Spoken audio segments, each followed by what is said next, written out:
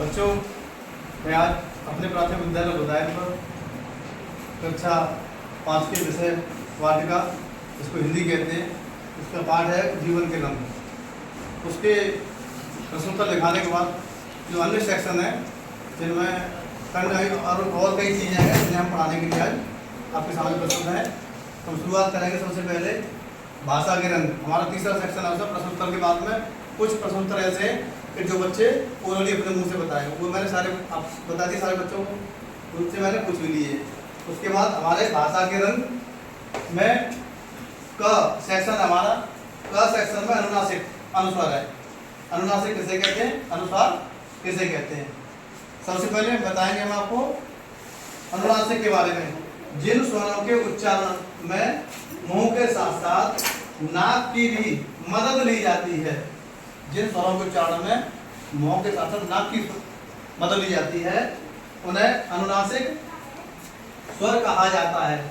अनुनासिक स्वरों को लिखने के लिए अक्षरों के ऊपर चंद्र बिंदु, यानी इस तरह से चंद्र बिंदु लगाया जाता है, समझ गए। चंद्राकार ऊपर बिंदी चंद्र बिंदु लगाया जाता है। उदाहरण हंसना, आंख, दांत, ऊंट, ये इसके उदाहरण हैं। इसके बाद नंबर आता है बच्चों अनुस्वार का।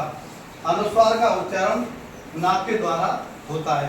किसके द्वारा? नाक के द्वारा। अनुस्वार को लिखने के लिए अक्षरों के ऊपर बिंदु लगाया जाता है। बिंदु मतलब इस तरह से बिंदी लगाई जाती है, उसे हम क्या कहते हैं, अनुस्वार। और जो हम चंद्र बिंदु लगाई जाती है स्वरों के ऊपर, उसे क्या बोलते हैं, अनुनासिक। हाँ, अच्छा। इसके उदाहरण है हमारे कंठ, संग, गंगा, चंचल, यानी बहुत सारे हो सकते हैं इस तरह से। ठीक है, ज्यादा समझिए सब बच्चे। इसके बाद हमारा पहला सेक्शन है ख सेक्शन। ख सेक्शन का है पानी के पर्यायवाची शब्दों में क्रमशः ज, द, धी। ज, द, धी पर्यायवाची किसके? पानी के। पानी के पर्यायवाची में ज, द, धी जोड़कर कमल, बादल और समुद्र के पर्यायवाची शब्द बनाइए। ठीक है, ये पूछा गया किताब में। तो पानी के पर्यायवाची हमारे कौन से हैं? पानी का जल है, वायु है, नीर है। ये क्या है? तीनों पानी के ही पर्यायवाची हैं। ठीक है, अब इसमें क्या है, हमें कमल के साथ ज जोड़ना है। किताब में दिया है कि कमल के साथ ज जोड़ करके हमें मतलब पर्यायवाची शब्द बनाने हैं। ठीक है, अब जल, धन, ज। जल, धन, ज। जल को हमने किससे जोड़ा? ज से, तो बराबर क्या बना? जलज। ठीक है, ये भी पानी का पर्यायवाची है। उसके बाद वारि, धन, ज बराबर वारिज, ये भी किसका पर्यायवाची है? पानी का। नीर, नीर का नीर, धन, ज बराबर नीरज। ठीक है, ये क्या है? सब कमल के पर्यायवाची है। ज जोड़ करके ये सब पर्यायवाची बनाए गए। उसके बाद बादल, बादल के पानी देता है। ठीक है, तो बादल के हमें ज जोड़ करके हमें पर्यायवाची बनाने हैं। तो नीर, धन, द बराबर नीरज। ठीक है, पयो, धन, द बराबर पयोत। वारि, धन, द बराबर वारित। यानी ये सब क्या है? बादल के पर्यायवाची है। उसके बाद समुद्र, समुद्र में पानी होता है। ठीक है, तो समुद्र में धी लगा करके इसके पर्यायवाची बनाने हैं हमें। ठीक है, किसके बनाने हैं? समुद्र के। धी जोड़ते हुए हमें समुद्र के पर्यायवाची बनाने हैं। उद, धन, धी बराबर उदधि। पयो, धन, धी बराबर पयोधि। जल, धन, धी बराबर जलधि। इस तरह से हमने क्या बताया तुम्हें? पानी के पर्यायवाची शब्दों में क्रमशः ज, द, धी जोड़ करके कमल, बादल, समुद्र के पर्यायवाची शब्द बनाए। अब अगला हमारा सेक्शन है ग सेक्शन। ये किताब में बारे में दिया है, ग सेक्शन है। इसमें ती लगा करके पुल्लिंग से स्त्रीलिंग में बदलना है हमें। ठीक है, इधर वाले क्या है? ये पुल्लिंग है और ये स्त्रीलिंग है। इसमें पुल्लिंग शब्द क्या है हमारा?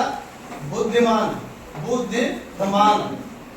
ठीक है, बुद्धिमान में क्या है? हमने ती लगा दी पीछे। ठीक है, माँ पे डंडा उठाया और ना हटा दिया, ती लगा दी, तो क्या बनेगा? बुद्धिमती। ये क्या बनेगा? स्त्रीलिंग। ठीक है, महिलाएं बुद्धिमती होती है। ठीक है। अच्छा, गुणवान, गुणवान पुरुष हो सकता है। ठीक है। अब गुणवान में क्या किया हमने? ती लगानी है? तो यहाँ डंडा उठाया इसका आ का और ना हटा दिया, क्या बन गया? गुणवती, ती लगा करके। ठीक है, महिला गुणवती होती है। अब भाग्यवान, भाग्यवान उसमें क्या करना है हमें? आ का डंडा उठाया, ना हटा दिया, तो ये क्या बन गया? भाग्यवती। महिलाएं भाग्यवती होती है, मतलब पुल्लिंग से स्त्रीलिंग बन गया। इसी तरह से रूपवान का बन गया रूपवती। श्रीमान, श्रीमान में क्या किया हमने?